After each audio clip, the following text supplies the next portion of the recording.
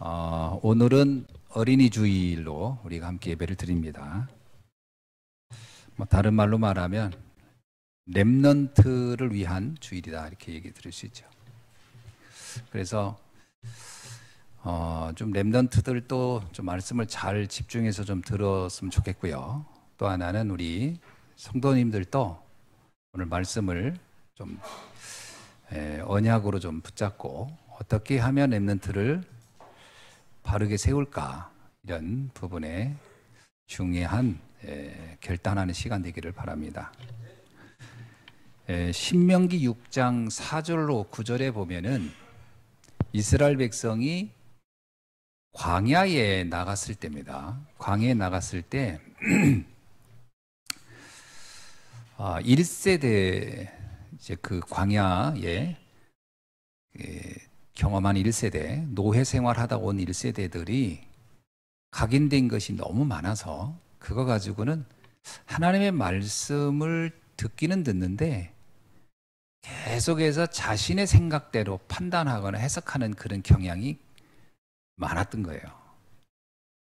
그러니까 말씀이 들리면 그대로 순종하는 게 아니고, 말씀을 들으면 꼭 자기 생각을 거기다 가미해서 그거를 재해석하는 그런 습관이 있었다고 볼 수 있죠. 이제 그게 결과적으로 말씀을 알아듣지 못하게 된 요인이 있죠. 그래서 하나님은 처음부터 말씀을, 언약을 좀 이해할 수 있는 세대를 세워야 되겠다, 그렇게 생각을 하고 이제 후대에 대한 말씀을 주기 시작하는 겁니다. 그게 오늘 신명기 6장 4절로 9절의 내용이에요. 거기에 보면 이렇게 얘기합니다. 이스라엘아 들으라. 이거는 이스라엘이라는 얘기는 이스라엘 백성을 얘기하는 거죠. 그 1세대 너희들은 꼭 들으라. 너는 오직 유일한 여호와 그 하나님을 이제 네가 후대들에게 전달하라, 그런 얘기입니다. 어떻게 전달하냐? 마음에 새기고, 그리고 그것을 부지런히 자녀들에게 가르쳐라, 그렇게 얘기합니다. 부지런히 가르치라는 거예요. 그냥 대충 생각날 때 가르치라는 말을 하는 게 아니고 부지런히 가르쳐야 된다. 집에 앉아 있을 때, 길을 갈 때, 이게 여기서요, TV 볼 때 그때도 그거 가르쳐주고, 길을 갈 때, 어디 여행을 하거나 외출할 때 가르쳐주고, 누워있을 때, 잘 때도 말해주고, 일어날 때, 아침에 식사할 때도 가르쳐주고, 이 말씀을 언제든지 강론하도록 하라, 준비하고 있어야 된다는 거예요. 여러분이 자녀들에게 복음적으로 해줄 말이 늘 있어야 돼요. 그러니까 이게 준비가 안 된 사람은요, 길을 걸어도 그런 말을 못 해줍니다. 하루 종일 같이 앉아도 그런 말을 못 해줘요. 잠잘 때, 제가 진짜 안타까운 거는 우리 아이들 어릴 때요, 조금 아빠 이야기 좀 해줘 그러는데 해줄 말이 없네. 지금도 되게 후회돼요. 성경의 말씀을 가지고 복음을 설명해 줬어야 되는데 말도 안 되는 무슨 전설의 고향 같은 얘기만 해주고, 그러니까 이게요, 교육이 전혀 안 돼, 영적 교육이 전혀 안 된 거예요, 사실은. 그 시기를 놓쳐버린 거예요. 이게 너무 안타까운 거예요. 이게 왜냐? 준비가 안 된 거예요. 전혀 준비가 안 된 거예요. 강론할 내용이 없어. 말해줄 내용이 하나도 없어. 그러니 그렇다고 성경책 펼쳐놓고 구원의 길을 해줍니까? 애들한테, 어린애들한테. 참 이게 참 안타깝더라고요. 지난번에 아르메니아 갔을 때 그 야곱 목사님이 막내 아이가 있어요. 딸인데 굉장히 늦둥이야. 그 아들들은 다 20살이 넘었는데 막내는 이제 6살인가 7살인가 이렇게 된 아주 늦둥이 딸이 하나 있어요. 근데 얘가 너무 그 행동이 예쁜 거예요, 얘가. 그래서 물어보니까 저녁만 되면요, 그 야곱 목사님과 사모님이 성경의 인물들을 계속 설명해 주는 거예요. 계속 말해 주는 거예요, 얘한테. 돌아가면 두 분이 하루는 이분, 하루는 남편, 하루는 아내. 이 아이가, 그 어린 아이가 질문을 하는 거예요.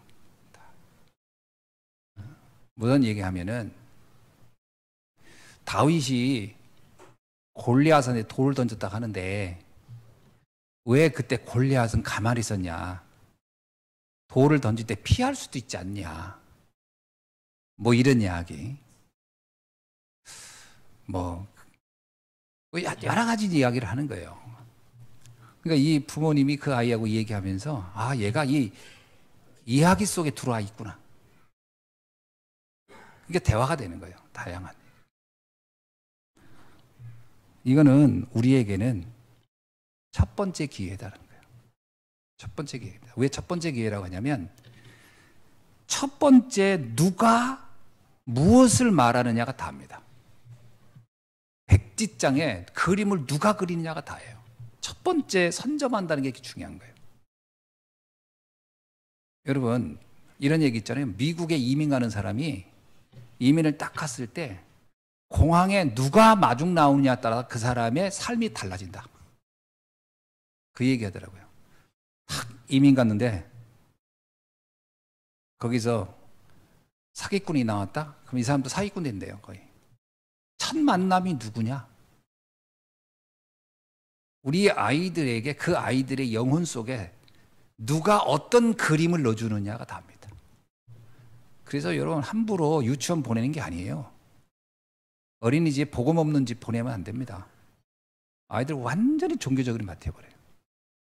어떤 부모는 그런 얘기 하더라고요. 기독교인인데 원불교에서 하는 어린이집이 너무 잘한데 그 아이를 원불교로 보내고 싶대. 그 시스템이 너무 잘 돼 있다는 거예요. 참, 이게 영적인 거를 전혀 모르는 가장 미련한 부모예요. 그 아이의 첫 번째 그 영혼 속에 들어가는 게 뭐냐를 몰라요. 이런 거 전혀 감이 없어요, 감이. 뭘 집어넣느냐는 게 뭘. 그래서 교육이요, 시스템이 들어가는 게 아닙니다. 사상이 들어가는 거지. 그 사람의 인생관에 그 관점이 들어가는 거예요. 관점이 왜곡돼 들어가죠. 평생을 그 관점 가지고 살아갑니다. 그거 굉장히 위험하거든요. 틀린 관점 넣어줘 보세요. 안 바뀝니다. 그거 한번 각인시켜 놓으면. 그래서 첫 번째 만남을 어떻게 할 거냐? 복음으로 만나야 돼요. 굉장히 중요합니다. 이거를 대수롭지 않게 여겨요. 복음 없는 사람한테 아이를 맡긴다? 그 선생이 어떤 얘기를 해서 얘한테 영혼에다가 스케치를 할지 아무도 모르는 거예요. 그게 첫 번째 기회예요. 제가 볼 땐 가장 중요한 만남이에요. 가장 중요한. 그래서 함부로 다른 사람한테 아이 맡기는 게 아닙니다. 어린애가 할머니 집에 가니까 말투가 다 할머니처럼 바뀌었대잖아요. 그렇게 되는 겁니다. 그거. 그래가지고 우리가 첫 번째 만남을 어떻게 할 거냐. 그런데 이게요, 이 시기가 길지가 않아요. 그래서 이것을 마지막 기회라고 하는 거예요. 마지막 기회. 어쩌면은 이때 놓치면 영영 못 만날 수도 있다. 이게 마지막 기회예요. 꼭 그걸 잊지 마셔야 돼요. 그리고 이것은 영원한 기회입니다. 그 만남이 다예요. 그래서 우리가 이 어린이 주일을 맞이해서 물론 내 자녀들도 중요하지만 나중에 손자, 손녀들도 마찬가지입니다. 격대 교육이 굉장히 중요하거든요. 어떻게 아이들을 만날 건가 준비하고 계셔야 됩니다. 자, 그러려면 무엇이 전달돼야 되느냐? 첫 번째입니다. 후대에게 반드시 전달될 것이 있어요. 그것이 세 가지인데요. 복음이 정확하게 그 복음의 중요성으로 전달돼야 돼요. 복음이 그냥 이게 복음이야. 그거는 그 아이한테는 의미가 없어요. 이게 얼마나 중요한지를 넣어줘야 돼요.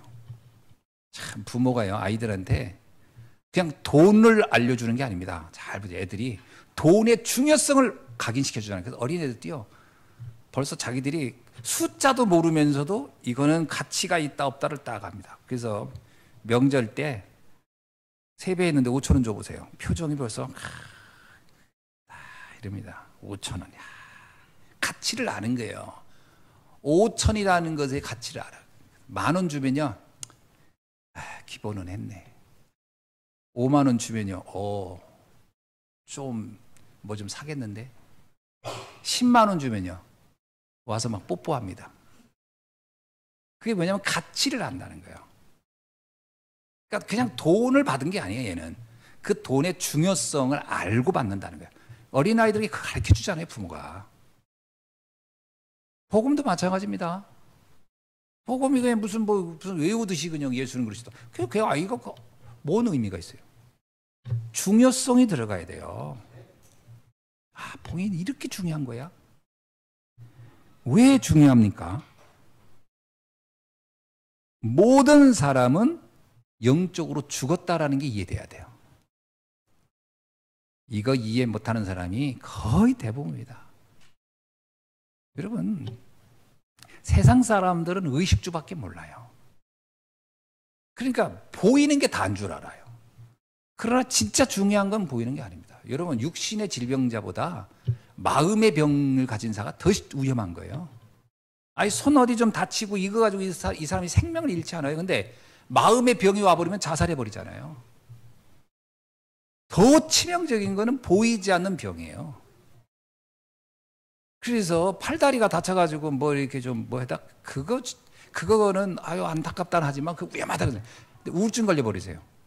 그거 위험한 겁니다. 그거 보이지 않지만. 그러니까 보이지 않는 가치가 훨씬 중요한 거예요. 문제든 축복이든. 아이들의 마음의 병이요.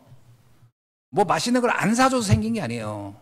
뭔가 자기에게 마음적으로 상처가 된 것이 있다. 보이지 않는 거지만 이게 상처예요. 그럼 이게 평생의 트라우마 속에서 살아난다는 게, 이거 빠져나오는 게 쉽지 않습니다. 자기가 막 흥분해서 난리치면서도 왜 그러는지도 몰라요. 왜냐하면 보이지 않는 것의 상처 때문에 그런 거거든요. 확 사로잡혀가지고 판단도 안 서요. 지금 내가 하고 있는 행동이 이게 옳은지 그른지 구분도 못한다니까. 그게 이제 이상한 보이지 않는 문제예요. 근데 이게 어디서 온 거냐? 사단으로부터 기인된 거, 시작된 거라고 봐야 돼요. 여러분, 사람은 누구나 부족함이 있어요. 또 마음에 안 드는 게 있어요. 근데 이게요, 그렇게 인생의 본질적인 문제를 막 흔들 만큼의 심각하다고 여기는 거는 사단이 개입하지 않고는 그게 되지 않습니다. 사단이 개입해야 그렇게 되거든요. 그게 깨달아지는 것부터가 복음이 뭔지라. 여기서 빠져나오는 것이 뭐다? 그리스도예요. 다른 거로는 절대 안 됩니다. 여러분, 에베소서 2장 2절에 뭐라고 표현하냐면, 공중권세 잡은 자가 사람을 움직인다는 거예요. 사도 바울은 표현을 이렇게 얘기했어요. 내 생각과 다르게 나는 움직여. 그랬어요. 내가 의도하는 거와 다르게 나는 움직이고 있어. 그게 보이지 않는 세계예요. 그게 보이지 않는 힘입니다. 그거를 이해해야 돼요. 자, 여러분 잘 생각해 보세요. 그렇게 사랑해서 결혼해 놓고요, 그렇게 못 살겠다고 할 때 그 원인을 찾아 들어가면 그렇게 심각한 문제는 아니에요. 근데 그렇게 심각하게 느끼게 하는 게 뭘까? 그거는요, 사단의 공격이에요. 마치 그게 전부인 것처럼 그렇게 보게 하는 거죠. 그게 전부인 거. 그거 바뀌면은 다 될 것 같아.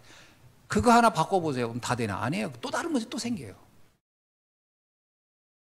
그러니까 문제 하나를 해결했다고 해서 끝나는 게 아니라니까. 그 문제를 보는 관점이 바뀌어야 되지, 그죠? 근데 그 관점이 어떻게 바뀌겠냐고요.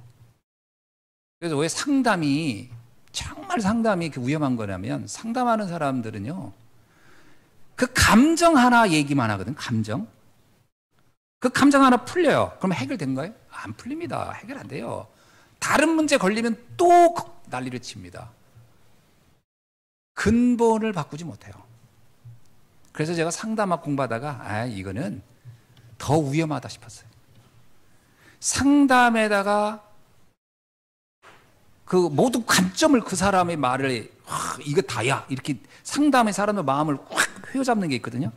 그러면요 굉장히 위험해져요. 관점이 안 바뀌었는데 그 몇 마디 말이 마치 내 인생의 모든 걸 기준으로 여기는 착각에 빠지게 하거든요. 복음으로 모든 걸 재해석할 수 있는 눈이 안 열리면 큰일 납니다. 그래서 제가요 정확하게 그때 당시에 복음이 답이야 이렇게 생각은 안 했지만 상담 이게 아무것도 아니구나. 그리고 도리어 이거는 더 사람을 오해하게 만들겠구나. 그렇게 되는 겁니다. 그게 현실, 사실, 진실 여기까지 가게 만드는 거거든요. 물론 이 단계도 사람들이 잘 못 가지만 그러나 더 중요한 건 거기에 숨겨진 하나님의 계획을 보아야 끝나는 거예요. 이게 복음의 중요성이에요. 왜 복음이 중요하냐라는 부분이에요. 완벽한 사람을 만나면 행복할 것 같습니까? 세상에 완벽한 사람도 없지만 완벽할 기다릴 것도 없어요. 제가 옛날에 그러지 않았습니까? 저희 집사람한테 은근히 기대가 많았어요. 그래가지고 내가 뭘 하고 나면 꼭 고맙다는 인상을 받고 싶더라고. 설거지 해놓고 나면, 설거지 하고 나면 집사람이 고마워 이 말 듣고 싶은 거예요. 그게 나는 당연한, 왜냐면 드라마에서 이렇게 나오더라고. 이렇게 탁 설거지하고 나면 부인이 와서 고마워. 그리고 모두 막, 그래서 저 드라마 하니까 나도 그렇게 하겠지. 그랬더니 집사람이 쓱 보더니 그냥 아무 말도 안 하는 거예요. 청소했더니 이렇게 보더니 저것도 좀 더 하지 그러더라고요. 고맙단 말 안 하더라고. 그때 내가 막 화가 나는 거예요. 왜 내 플랜대로 안 돌아갈까? 어느 날 복음 듣는데 깨달았어요. 아니 내가 먹고 내가 치는데 뭘 누구한테 고맙다는 얘기를 들어. 아니 먹을 수 있어서 감사하고 칠 수 있는 건강이 있어서 감사하지. 청소할 수 있는 집이 있어서 감사하지. 뭘 누가 쳐줘야 감사. 내가 이런 생각을 탁 드니까 내 생각이 병들었구나. 내 기준이 병들었구나. 그렇게 계속 마음에 상처가 생기는 거예요. 좋은 일이 해놓고 상처받는 거예요. 희한하지요. 사람이 희한해요. 그러니까 그 사람이 더 쫀쫀해져요. 그 뭐라고 하죠? 뭐라고 하나? 아니 참 뭐라고 하니까 재수 없는 인간이 되는 거예요. 그때 내 깨달았어요. 이게 함정이다. 근데 왜 이게 왜 들어왔냐? 세상의 가치관이야. 세상이 말하는 기준. 그게 난 옳다 생각했거든. 옳지 않습니다. 그거. 할 수 있어서 감사하고, 그죠? 건강 주셔서 감사하고, 먹을 수 있는, 여러분, 병원에 누워있는 사람은요, 맛있는 라면 좀 한번 먹었으면 좋겠다. 그렇게 생각하는 사람도 있어요. 그래서 내가 라면 맛있게 먹고 내가 쉴 수 있다. 그리고 다음에 또 끓여 먹을 수 있다. 얼마나 감사해요. 요번에 우리 집사람 호주가 있는, 홍콩가 있는 사이에 제가 이제 콩라면 라면, 떡라면 라면 시리즈로 먹었거든요. 하나도 슬프지 않았어요. 뭔지 알아요? 이렇게 끓이면 이 맛이구나. 이렇게 끓이면 이 맛이구나. 여기다 치즈도 한번 넣어서 먹어볼까? 그 종류별 다 못 먹고 끝난 게 아쉽더라고. 그리고 나는 청소하면 재밌습니다. 이렇게 설거지 하면서. 왜 재밌는 줄 아세요? 다 감사. 다음에 먹을 때 바로 끓일 수 있는 준비를 해놓는 거라. 쌓아놓으면요, 다음에 먹을 때 불편해요. 또 닦아야 먹어야 되니까. 냄새나고. 그래서 혼자 집 청소 싹 하면서 무슨 생각이 들면, 이렇게 혼자 깨끗하게 해놓고 아무도 와서 어질러지 않으면 좋겠다. 좀 천천히 왔으면 좋겠다. 이런 생각이 드는 거죠. 깨끗한데 혼자 좀 있었으면 좋겠다. 아무 상관이 없어요. 불편한 게 하나도 없어요. 근데 옛날에는 그렇지 않았어요. 옛날엔 안 그랬다니까. 반찬도 안 해놓고 갔어. 이러면서. 그거 희한하죠? 그게 똑같은 상황을 놓고 왜 이렇게 해석하냐고요. 그게 병들어서 그런 거네요. 영혼의 병들어서. 복음 들고 딱 깨닫으니까 모든 게 감사. 할렐루야. 뭐 문제가 뭐 문제가 될 거였어요. 이런 관점이라는 게요, 아무것도 아닌데 이게 우리를, 그러니까 복음이 얼마나 중요한지를 이해돼요. 복음이 이해되잖아요. 모든 게 감사합니다. 다 감사한 거예요. 복음이 이해 안 되잖아요. 그러면 세상 사람이 만들어 온 기준, 세상 사람이 말하는 가치관, 이거 가지고 사람을 자꾸 보는 거예요. 그 내가요, 우리 집사람, 죄송합니다. 지금 여러분들 복음의 중요성을, 내가 결혼할 때 상냥한 여자를 기대했어요. 이렇게 뭘까? 애교 있는 여자. 그래서 이런 여자는 공 같은 여자하고 못 살고 여우 같은 여자하고 산다, 이런 말. 야, 여우 같은 여자하고 살아야지. 결혼했는데 여우도 아니고 곰도 아니요, 그냥 바위요. 아무 감정 표현을 안 해. 뭐 좋다 하는지 어떻다 하는데, 처음에 이게 속아가지고 결혼을 잘못했다, 이런 생각인 거예요. 그게 착각이에요. 너무 말 많은 여자 실수 엄청 합니다. 너무 애교 아무데나 웃음 팔고 다녀봐요. 그거 스트레스 받습니다. 아무 상관없어요. 아무 표현 없는 게 너무 감사해. 아니 무슨 표현이 그냥 뭐 잘 자냐 잘 먹었다 이러면 됐지. 이게 감사하구나. 그리고 집사람 어디 가잖아요. 걱정이 안 돼. 왜? 별 말 안 할 사람이니까. 말 많은 여자 봐. 목사님들 그러더라고. 사모 어디 갔대? 그러면 걱정하더라고. 가서 말 또 실수할까봐 어떡할까? 집사람 어디 가면 난 걱정 하나도 안 돼. 왜? 절대 실수할 여자가 아니라는 거 아니까. 얼마나 감사합니까? 뭐든지 관점을 어떻게 볼 거냐라는 거예요. 이게요, 사단에게 속잖아요. 아무것도 아닌 게 다 문제처럼 보여요. 그리고 희한한 기준을 갖게 되고 희한한 비교를 해요. 여기서 빠져나와야 됩니다. 나는 하나님의 자녀요. 하나님의 형상을 지닌 존재예요. 이게 우리 랩런트들이 이게 딱 들어가야 되거든요. 근데 랩런트들은요, 학교 가서도 공부 잘하는 애들 보고 열등감 느끼고, 뭐 얼굴 이쁜 애 보면 괜히 나는 둘. 여러분, 그냥 얼굴 이쁜 애들은 그냥 이제 방송국에만 가 있는 거예요, 그냥. 나머지 세상을 움직이는 건 방송국 애들 움직이는 게 아니에요. 다른 데서 다 움직이는 거예요. 아무것도 아닙니다, 그거. 그리고 나이 50 먹어가죠. 그 얼굴이 그 얼굴이에요. 뜯어 고친 거는 다 내려앉아요. 흘러내려. 인간도 아니에요, 그건. 그냥 하나님이 주신 모습을 가지고 내게 준 달란트 가지고 하나님의 역사를 이루어갈 때 가장 멋진 겁니다. 사람은 매력적인 사람이 돼야 돼요. 비교할 게 없습니다. 하나님의 그 복음의 중요성이 내게 깨달아지지 않잖아요. 그럼 끊임없이 비교하다가 무너지는 거예요. 비교할 게 없습니다. 유일한 존재인 난데 뭘 비교합니까? 그래서 이것이 어떻게 되냐, 나에게 개인화돼야 돼요. 이 복음이다, 이게 개인화, 나의 것이 돼야 돼요. 복음을 안다고 하지만 복음이 개인화가 안 되면 신앙생활이 재미가 없어요. 왜 믿어야 되는지, 왜 다녀야 되는지, 교회는 왜 출석해야 되는지, 이게 나하고 아무 상관없어요. 실제로요, 말씀이 내 인생에 어마어마한 힘이 있고 나를 정말 축복되게 하는구나라고 믿어질 때부터 모든 것이 달라집니다. 모든 만남이 다 축복이에요. 요셉 보세요. 자기한테 피해를 준 사람도 요셉은 나중에 이렇게 표현하잖아요. 당신들이 그렇게 했으므로 나는 애굽에 온 것이고, 당신들은 나쁜 의도로 했을지라도 하나님은 나를 선하게 만드셨고 아무것도 문제되지 않았다라고 하잖아요. 이게 복음의 개인화입니다.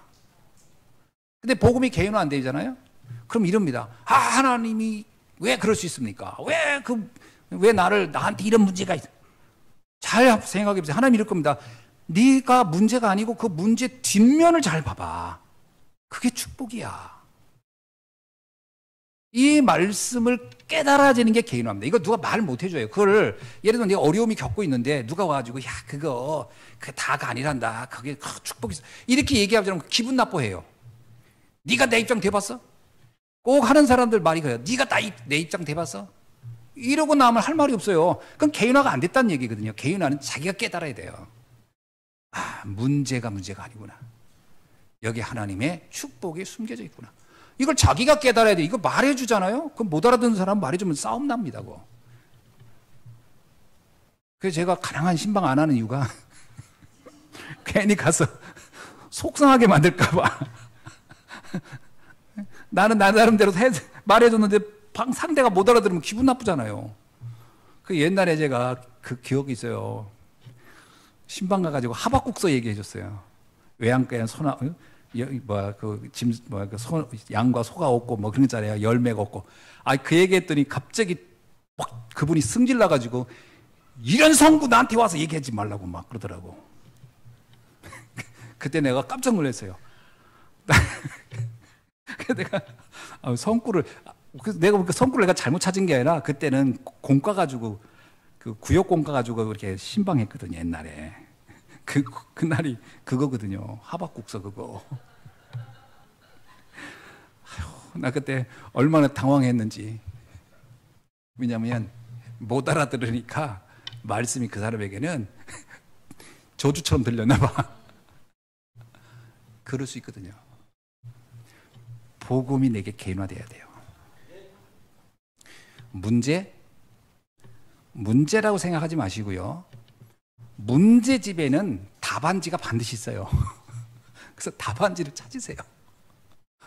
답안지는 말씀 안에 있어요. 여러분, 위기? 원래 진짜 돈 버는 사람은 위기 때 기회로 삼아요. 갈등이요? 갈등이라는 것은 내 기대치와 내 현실과의 간격 때문에 생기는 건데, 여기에 내 현실이 그 기대치에 뭐가 부족했는지를 해서 갱신해 가면 돼요. 갈등도 사실은 축복이 됩니다. 그러니까 이런 부분들을 내게 개인화시켜라. 그것 때문에 그리스도가 오셔서 우리에게 다양한 사건과 다양한 메시지로 말씀해 주고 있는 겁니다. 이런 때는 이렇게 봐라. 저런 때는 저렇게 봐라. 축복이 뭐가 복인 줄 아냐? 기도 응답이 뭔지 아냐? 이런 말씀을 해서 그래서요, 바꿀 거, 버릴 거, 누릴 것 계속 예수님이 말씀한 거예요. 개인화시키는 거예요. 복음을 개인화하셔야 됩니다. 그리고 복음을 현장화해야 돼요. 이 복음은 현장을 염두에 두고 준 겁니다. 여러분이 현장이라는 것은요, 잘 보셔야 됩니다. 현장은 아주 자세히 봐야 돼요. 오늘 본문에도 이렇게 나오잖아요. 13절에 볼까?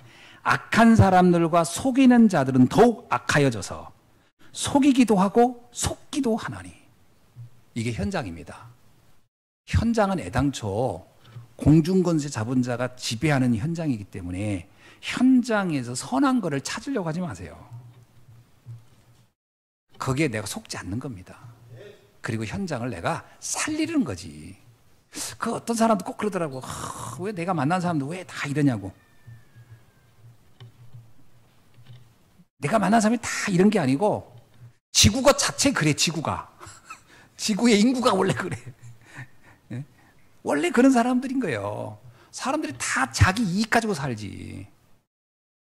누가 뭐 나를 위해서 희생해주고 하는 사람이 누가 있어요? 없어요. 여기 나오잖아요. 악한 자들과 속이는 자들과 더욱 악하여서 속이기도 하고 속기도 하나니.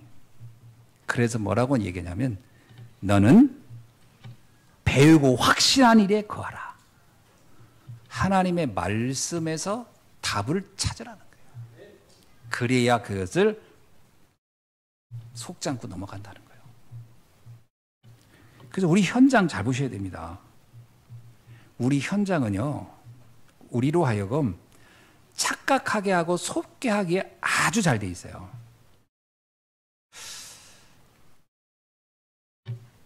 저는 최근에 에레미야서 29장 11절로 13절 말씀을 읽으면서 굉장히 은혜를 받았어요. 에레미야서 29장 11절로 13절 얘기가 뭐냐면, 조금 설명을 하면 이겁니다. 이사야 시대 때가 이스라엘이 멸망 바로 직전이잖아요. 근데 에레미야 선지자도 바로 그때 사람이에요. 근데 이때 에레미야도 뭘 봤냐면 이스라엘이 곧 포로로 끌려가겠구나를 본 거예요. 왜냐? 지금 전 세계 돌아가고 있는 상황이 그렇게 된 거예요. 그리고 사람이 바보가 아닌 한, 저 강대국이 이스라엘을 자꾸 탐하는 걸 보니 우리가 저 사람 막아낼 힘은 없고 결국은 우리도 저들에게 포로로 끌려가겠구나. 이게 눈에 보이는 거예요. 그리고 이스라엘이 그렇다고 그걸 막아낼 수 있는 힘이나 준비할 힘이 있냐? 없어요. 뻔한 거예요. 딱 그 결과가 뻔한 거예요. 그때 에레미야의 얘기입니다. 뭐라고 했냐면 이거예요. 여호와의 말씀이니 너희를 향한 나의 생각은 내가 안 하니. 그러니까 하나님의 생각을 전달해 주는 거예요. 하나님의 생각이 뭐냐? 평안이요 재앙이 아니니라. 잘 보세요. 포로로 끌려가는 사건을 염두에 두고 하는 얘기예요. 자, 포로로 끌려가는 겁니다. 이제 조만간에. 근데 그걸 뭐라고 표현하는 이스라엘 백성에게 이거는 너희에게 재앙이 아니고 이건 평안이다. 관점을 확 바꿔서 한번 보라는 거예요. 그래서 뭐라고 하냐면 이것이 너희의 미래지만 이 너희의 미래는 희망을 주려는 것이니라. 아니, 포로로 끌려가는데 이게 왜 희망이고 이게 평안입니까? 굉장히 중요한 얘기를 해요. 너희가 내게 부르짖으면 내게 와서 기도하면 내가 너희의 기도를 들을 것이요. 여기에 중요한 포커스가 있어요. 이게 무슨 얘기냐면요. 이스라엘이 지금까지 하나님께 기도 안 했어. 기도도 안 하고 영적인 거에 대한 힘도 전혀 관심도 없었어. 그래서 문제가 올 거라는 거예요. 그럼 문제가 오면 그때 내가 깨달을 거라는 거야. 하나님께 기도해야 되겠구나. 그 기도해야 되겠구나로 깨닫는 것 자체가 희망인 거예요. 그것이 이제 너에게 평안으로 나타날 거라는 거예요. 어떻게 해요? 이렇게 되면 뭐냐? 너희의 기도를 들을 것이요 너희가 온 마음으로 나를 구하면 나를 찾을 것이요 나를 만나리라. 그러면서 그 다음에 하는 얘기가 뭐냐면 너희는 포로에서 돌아올 것이다. 그러니까 포로라는 사건만 본 게 아니에요. 그 더 너머의 사건까지 본 거예요. 우리가 신앙생활 할 때 문제가 오죠, 지금. 그 문제만 보면은 재앙처럼 보일 거예요. 아닙니다. 그때가 바로 하나님께 기도할 타이밍이고 정말 기도가 되어서 하나님을 만나면 그때부터 나의 모든 문제는 다시 축복으로 바뀔 것이다. 그것을 가리켜 희망이고 평안이라는 말로 쓰고 있습니다. 제가 이 말씀을 딱 읽으면서 무슨 생각이 드냐면 문제를 접할 때, 문제를 만날 때 속지 말자. 절대 속지 말자. 그 문제만 보면 재앙처럼 보일 수 있겠지만 그 너머의 평안, 그 너머의 희망을 보자. 그리고 이것을 바꿀 수 있는 키는 뭐다? 하나님께 기도하는 것이다. 기도를 안 해본 사람은 이 말이 무슨 말인지 전혀 모를 겁니다. 여러분, 에레미야서 나는 29장을 이렇게 딱 읽으면서 14절에 이렇게 나와요. 이것은 여호와의 말씀이니라. 나는 너희들을 만날 것이요 너희를 포로된 중에서 다시 돌아오게 하되. 이렇게 나옵니다. 그것까지 보라는 거예요. 다시 돌아올 날까지. 그러면서 내가 쫓아보냈던 나라들과 모든 곳에서 모아 사로잡혀서 떠났던 그곳으로 돌아오게 하리라. 이것은 여호와의 말씀이니라. 할렐루야. 예.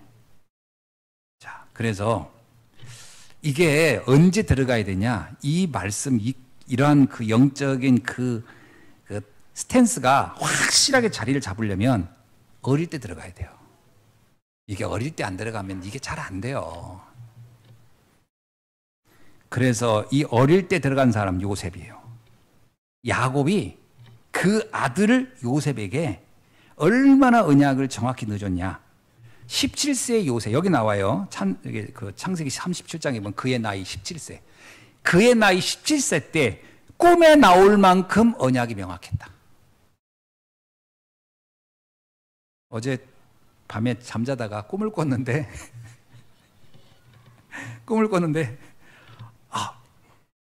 뭔가 막 뭐가 나한테 확 날라오더라고요. 그래서 피해야지 하고 싹 피했거든요. 근데 침대 밑으로 떨어졌어요. 나 자다가 침대 밑에 떨어진 건 처음이에요. 떨어졌는데 우리 집사람은 딱딱한 데가 좋다고 해서 밑에서 자거든요. 나는 침대에서 혼자 이러고 자고 집사람 밑에서 자. 갑자기 뭔가 쾅 하면서 보니까 집사람 몸 위에 내가 팍 꿈을 꿔도 뭔가 피하고 도망가는 꿈만. 야고 요셉은 어떤 꿈을 꿨다? 세계를 정복하는 꿈을 꾼 거예요. 우리 부모님이 나한테 그 꿈을 넣어줬어야 되는데 피하는 꿈만 넣어줘가지고 어제 떨어져 너무 미안한 거예요. 자는 사람 얼마나 놀랬겠어요. 그래서 하더라고요. 그래서 미안해. 그래서 올라 잠깐 아침에 어제 내가 떨어진 거 알았더니 모른대. 얼마나 피곤했는데 본인이 떨어져가지고 그렇게 힘들게 아프게 했는 것 같은데 모른다더라고. 그랬더니 근데 왜 이런 데가 아프지? 그러더라고.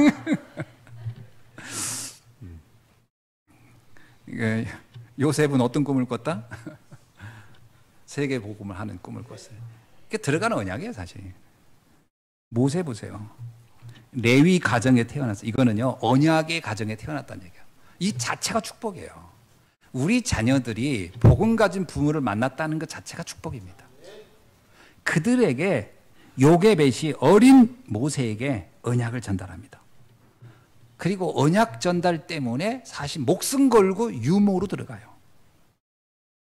이게 얼마나 엄청난 강력한 언약의 전달이었냐면 모세 나이 80이 됐는데도 이 말이 안 없어지는 거예요. 그거 참 신기하죠. 저도 어릴 때 부모님한테 감사한 건 그거예요. 어떤 일이 있어도 교회는 가야 돼. 내가 그런 얘기 안 했던가요? 초등학교 때 학교를 빠지잖아요. 그럼 어디 아프니 그러더라고. 양호실 가봐. 그래서 교회를 빠지면 아버지가 작대기라고 아나요? 지게 받치는 거? 그거 들고서 나 패는 거야. 나는 학교를 빠지면은 어디 아프니? 그리고 교회를 빠지면 일로 와 이놈 새끼야. 그리고 막 패가지고 나는 머릿속에 학교보다 교회가 더 중요한 거구나. 안 맞으려고 난 교회 다녔어요. 하도 때려가지고. 그러니까 교회가 재미가 없었지. 그래가지고 교회 가지고 맨날 애들 짓궂게 하기는 했지만 내 마음속에 뭐가 있냐면 교회는 빠지면 절대 안 되는구나. 이거는 강력하게 들어온 것 같아. 그때 맞아가면서. 그러니까 무엇을 넣어주느냐예요. 무엇을 넣어주느냐.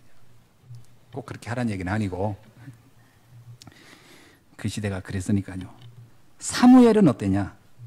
나실이라는 언약이 그 한나로부터요.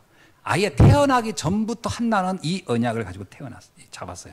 출생하자마자 그 얘기를 늦었게 사. 그러니까 한나가 얼마나 강력했냐면요. 엘리 제사장 집에다가 이 아이를 아예 맡겨버린 거예요. 미션홈에 맡기고 명절 때 가가지고 하고 싶었던 메시지를 그때 전달해. 이게 사무엘이라는 시대 지도자를 만든 일입니다.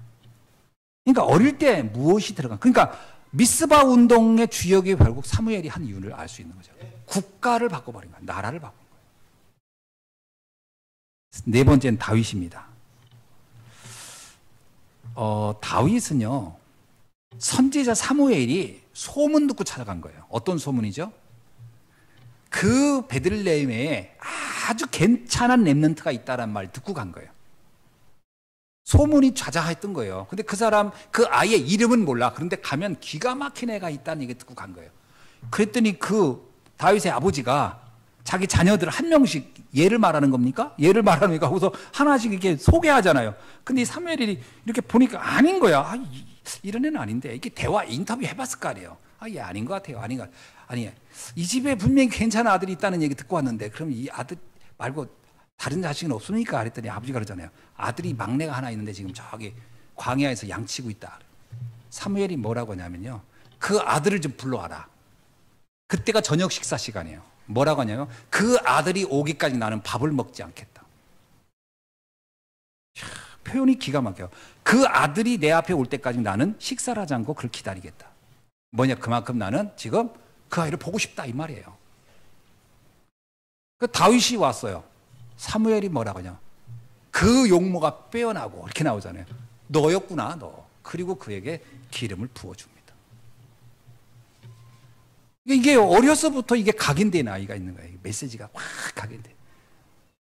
우리 렘넌트들에게 이런 아이를 세워야 할 줄 믿습니다.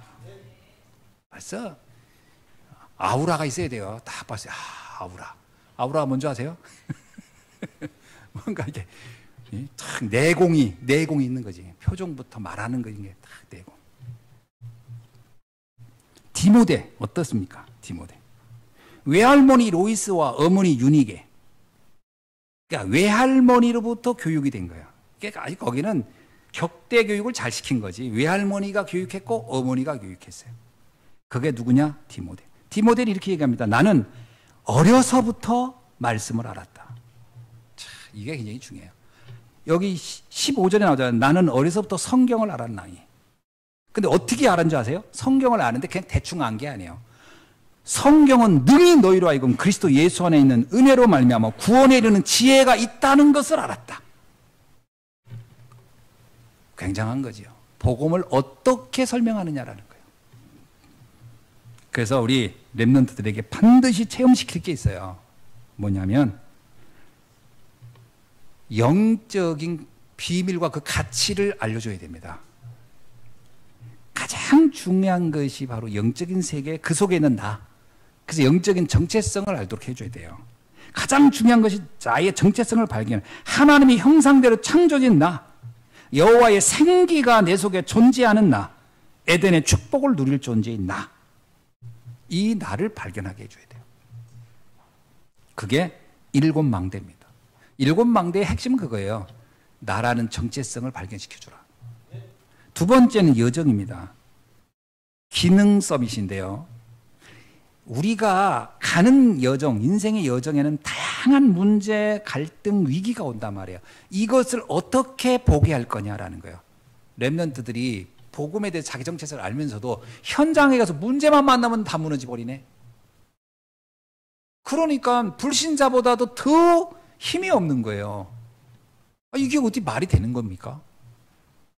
그러니까 불신자보다도 더 의지가 약하고 더 어떤 포용력도 없고 더 수용력도 떨어지고 늘 힘들다고만 하고 어떻게 세상을 바꾸겠어요? 그게 왜 그러냐면 여정에 대한 개념을 잘못 알고 있어서 그래요. 여정이 뭐예요? 현실, 사실, 진실을 넘어서 하나님의 계획을 봐야 돼요. 현실도 잘 봐야 됩니다. 현실도 거의 못 봐요. 그래서 사실은 더 못 봐. 다 왜곡돼 보고. 진실은 아예 근처도 못 가요.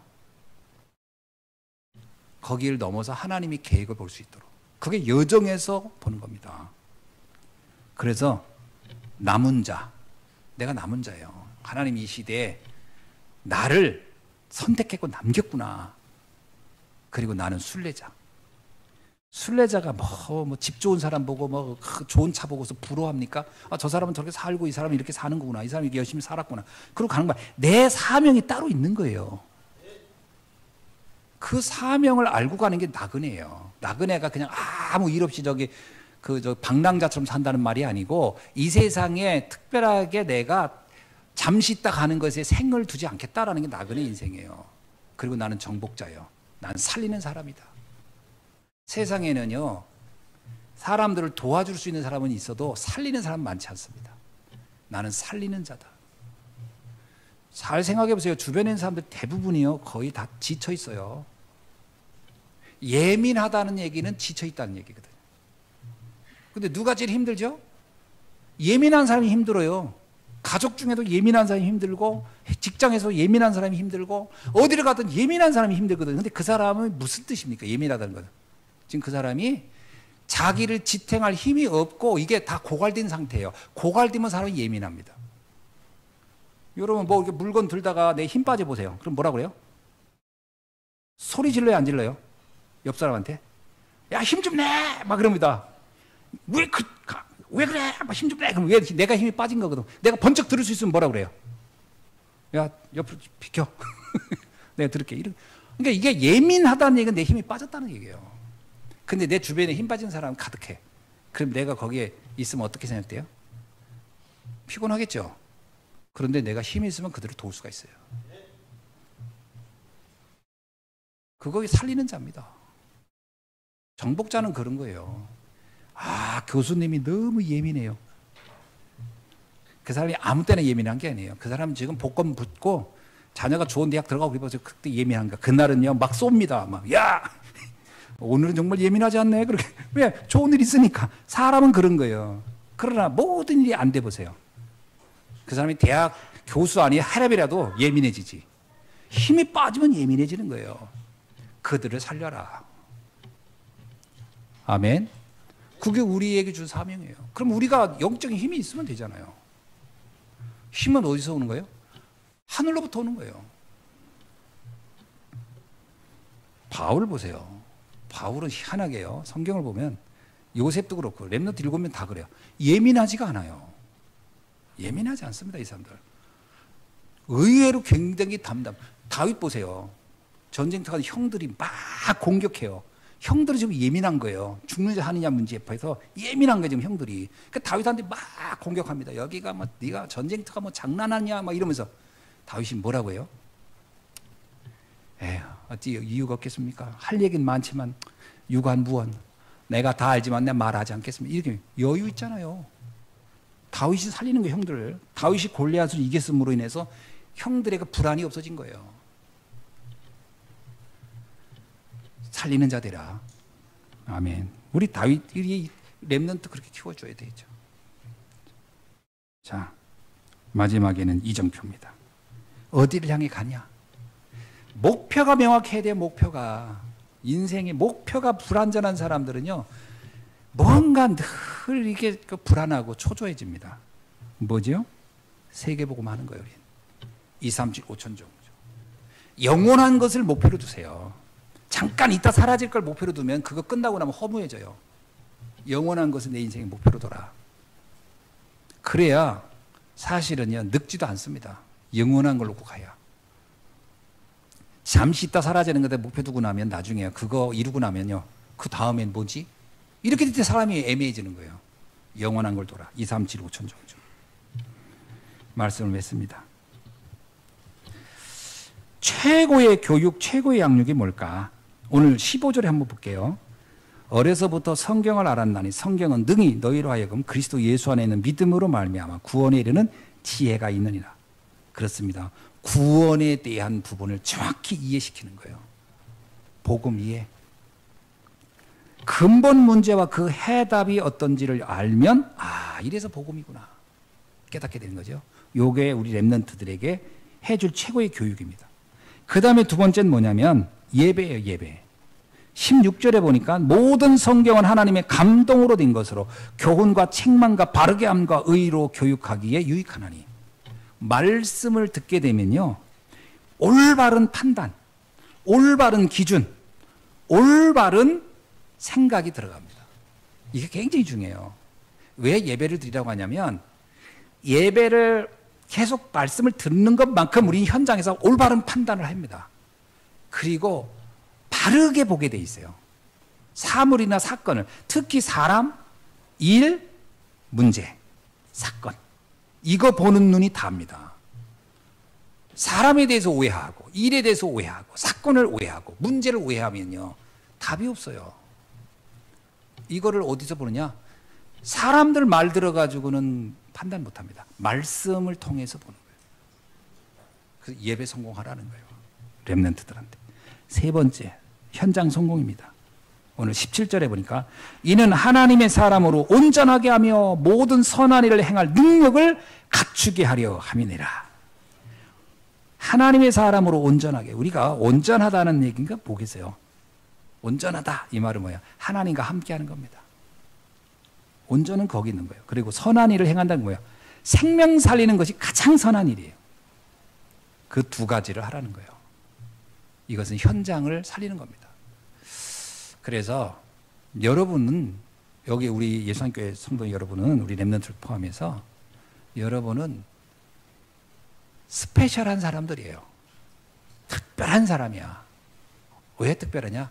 하나님이 이 시대를 놓고 우리를 통해서 하나님의 위대한 계획을 이루는데 우리를 부르신 사람들이니까요. 그래서 이 사실을 꼭 기억하시고 우리 렘넌트들한테도 얘기해 주세요. 너는 참 특별한 사람이다. 본인만 몰라, 본인만. 너는 특별한 사람이다. 자, 우리 렘넌트 향해서 한번 얘기합시다. 렘넌트도 아니다. 너는 참 특별한 사람이다. 아멘. 기도하겠습니다. 하나님 감사합니다.